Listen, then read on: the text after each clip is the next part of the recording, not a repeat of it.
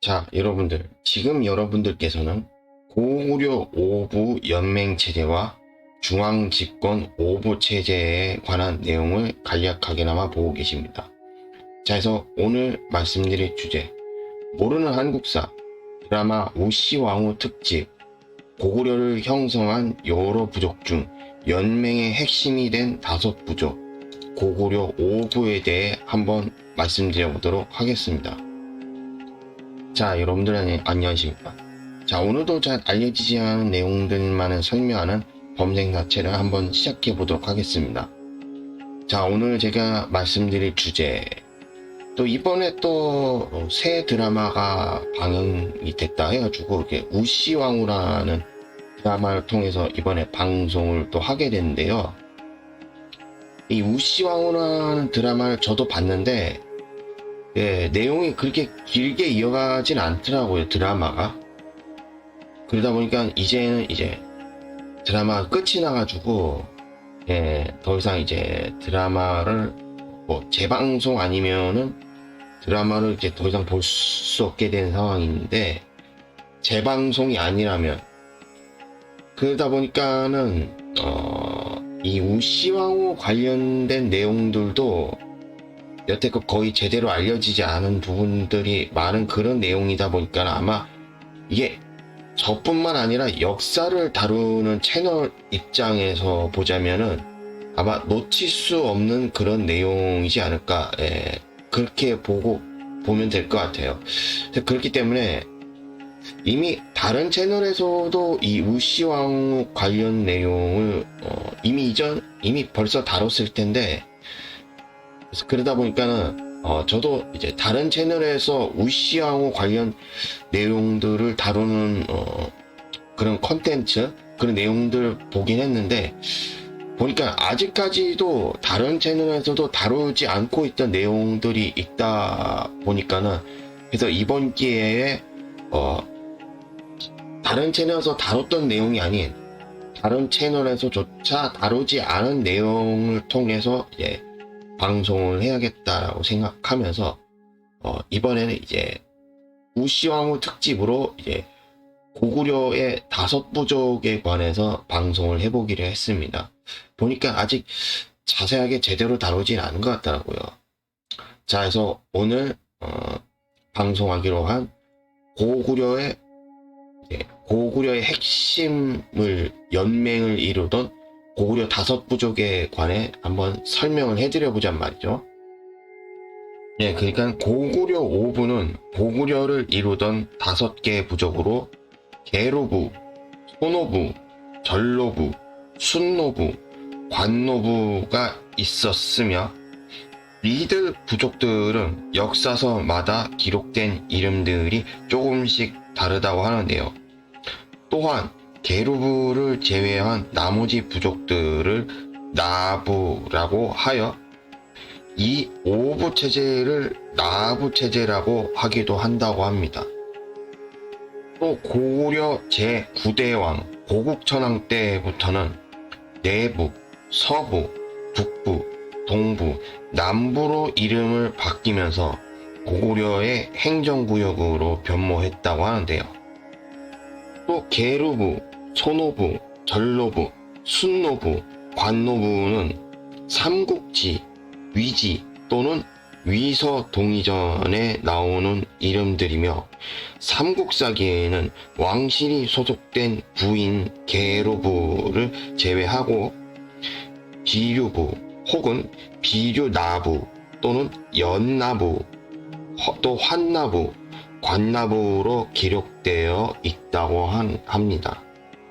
또 사학자이자 대학 교수인 노태돈 교수는 그의 저서인 고구려사 연구에서 비류부는 비류국의 군주였던 송량이라는 인물의 이름에서 소노와 그 뜻이 통한다는 점을 근거로 소노부로, 또 연나부는 왕실인 계루부와 통혼 관계에 있다는 사실을 근거로 전로부 또는 제나부 또는 연나부로 봤으며, 관나부는 관노부와 이름이 비슷한 점과 삼국지의 이모 또는 제10대 국왕 산상왕과 관노부의 여인과 사통의 위궁 제11대 동천왕을 낳았다는 기록 및 제12대 중천왕 시기의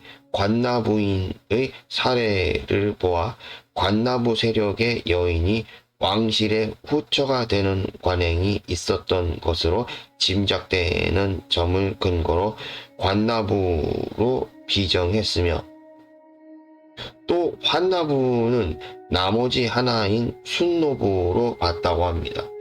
또 게루부를 제외한 사부의 명칭에는 나 또는 노자가 공통적으로 포함되어 있는데, 고구려어에서 나는 강가 혹은 산간 계곡에 자리 잡은 지역의 집단을 나타내는 단어로 네 또는 노 또는 양 등과 통한다고 하는데요.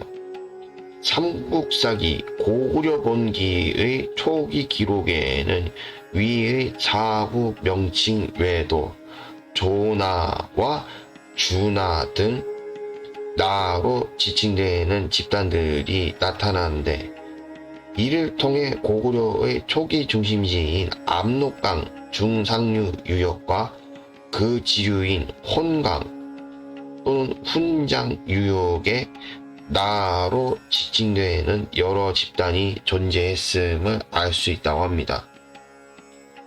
또 게루부의 경우 삼국시대 후기부터는 표기가 괴루로 바뀐 것으로 보인다고 하며, 6세기 유물인 평양성 석각 제5석의 괴루 또는 계절 또는 소영 또는 가곤이라는 인물이 등장하는 사례가 대표적이라고 하는데요.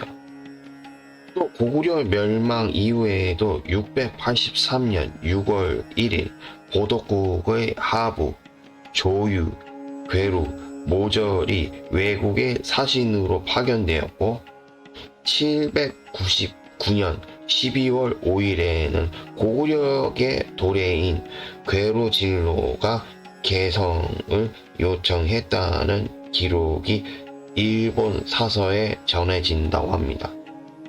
손오부 또한 일본 사서에 기록된 세나라는 도래인계 성씨에서 그 흔적을 찾을 수 있다고 하는데요. 게루부는 고구려의 시조인 주몽으로 대표되는 부역의 유민 집단이었고, 나머지 사부는 압록강 유역의 토착 세력이었다고 합니다. 초기 고구려는 여러 세력 집단 내지는 성읍 국가들의 연맹을 이루어 형성된 국가였으며, 왕족인 게루부 아래에 있었던 여러 부족들이 각자의 영토를 가지고 그 안에서 자치권을 행사했다고 하는데요. 이 부족들은 차차 정복과 통합을 거듭하여 제6대 국왕 태조대왕 때에는 5개의 큰 부족으로 완전히 정립되었으며, 통합 과정을 거쳐 5부로 복속된 부족들은 5부 휘하의 작은 부족들로 남았다고 합니다. 또 고구려 5부는 게루부와 함께 고구려의 최상위 지배층으로서 군림했으며, 게루부에서는 국왕이, 전로부에서는 왕비가, 순로부에서는 대망리지가 배출되었다고 하는데요.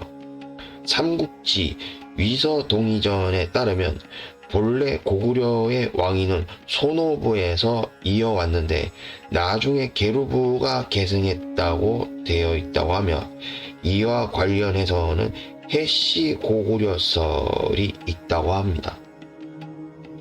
또 각 부족의 수장인 대가들은 제가회의를 열어 국정의 주요 사안을 논의했는데, 이 제가회의는 고구려와 마찬가지로 연맹왕국의 성격을 띠고 있었던 부여에도 있었다고 하는데요. 한편 서기 3세기에 이르러 고구려는 연맹왕국에서 중앙집권 국가로 전환되기 시작했으며 고구려의 제9대 군주였던 고국천왕이 형제 상속제에서 부자 상속제로 왕권 세습 체제를 바꾸고 오부의 이름을 고치는 등 왕권을 강화하려고 한 흔적이 엿보인다고 하는데요.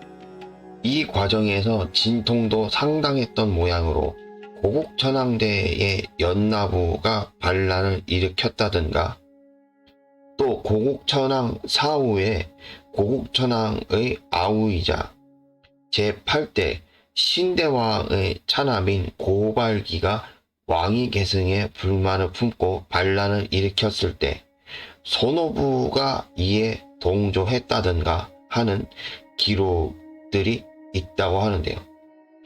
아무튼 이러한 과정을 거쳐 오부 귀족들은 중앙 귀족으로 편입되었으며 수도 내에서 이들이 모여 사는 곳을 기준으로 동서남북 중의 방위명을 붙여 행정구역 단위로 정착하게 되었다고 합니다. 한편 신라에서도 이와 유사한 사례를 찾아볼 수 있는데 신라의 건국 세력인 사로 육촌이 훗날 서라벌의 행정구역으로 개편되었던 사례가 있다고 합니다. 이는 한반도의 고대 국가가 연맹왕국에서 중앙집권 국가로 거듭나는 시기에 흔히 일어나는 과정이었으며 이렇게 중앙집권 국가로 발돋움하지 못한 연맹왕국들은 고려, 백제, 신라의 삼국으로 통합되고 말았다고 하는데요.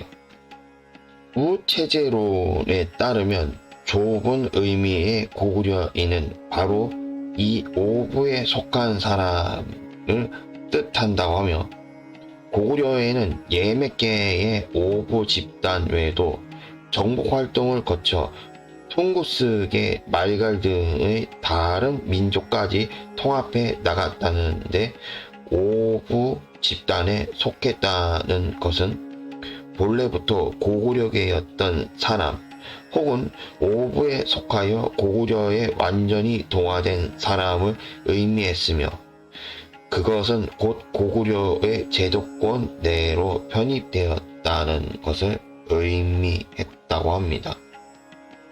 또 고구려 오부와 비슷하게 백제에서는 대성 8족이 신라에서는 신라 6부가 있었다고 하는데요.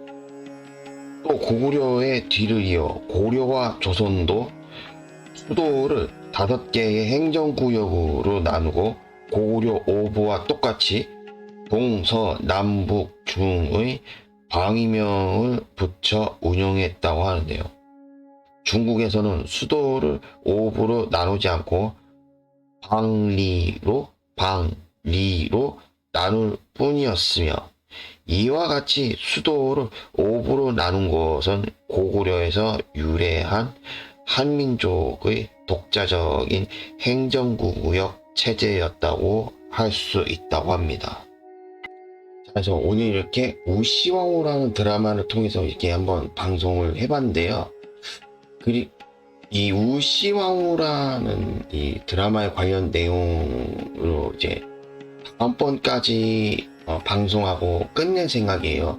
이 우시왕후에 관련된 내용 같으면은 그러다 보니까는 이제 우시왕후 관련 내용으로 방송하는 거는 딱 다음번까지 딱 2번 정도 방송을 하는 걸로 하고 그 이후부터는 다시 고려거란 전쟁 관련된 내용으로 통해서 방송을 할 테니까요. 그렇게 알아주셨으면 하겠고 그러면은 이제 고구려 오부를 통해서 방송을 해봤으니까 다음번에 우시왕후 관련 이제 드라마 관련 내용으로 방송을 할 때는 어떤 내용으로 방송하느냐 이거는 뭐 미리 알리지 않아도 나중에 방송으로 나오면 알 테지만 그 다음번 방송할 때는 아마 이 정도로만 설명해도 눈치채신 분들이 계시지 않을까. 뭐냐면은 그러니까 이 우시와우라고 하는 인물이 나중에는 그 넷째 왕자였던 고현우를 만나게 되는 장면이 나오잖아요. 왜 넷째 왕자였던 고현우를 왜 만나게 된지 정도만 안다고 하면 다음번 우시왕후라는 드라마 관련 주제로는 뭐가 나올지 아마 이 정도만 설명을 해도 눈치채신 분들이 계시지 않을까. 예, 그렇게 생각하면서 예, 저는 여기에서 방송을 마치는 걸로 하겠습니다. 자, 그래서 오늘 저는 여기서 이만